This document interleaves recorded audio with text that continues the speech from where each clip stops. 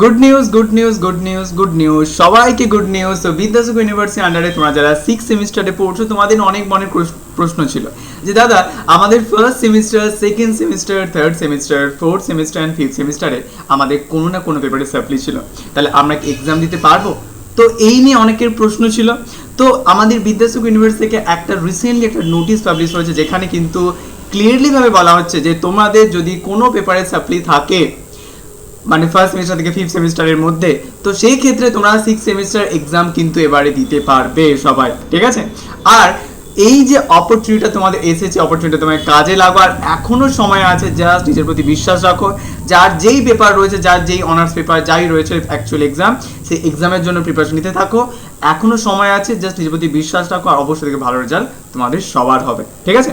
আর English অনার্সে তোমরা যদি কেউ পড়ো তাহলে দেখবে আমাদের চ্যানেল হেল্প স্টুডেন্টস, সেখানে ইংলিশ অনার্স সব কিছু বিষয় সম্পর্কে আলোচনা করা হয়ে থাকে। তো তোমরা যদি কেউ আমাদের চ্যানেলের সাথে কানেক্ট করতে চাও অবশ্যই সাবস্ক্রাইব করতে পারো। আর ভিডিওটা কেমন লাগে অবশ্যই তোমরা কিন্তু লাইক করে অবশ্যই জানিয়ে দাও।